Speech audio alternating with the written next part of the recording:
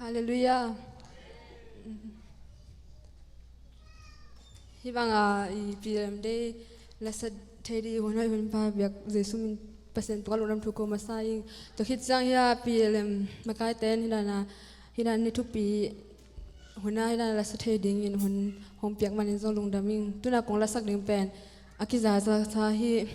e Giêsu percent khat te di wanga hoi ka sak khatina ngai khom ni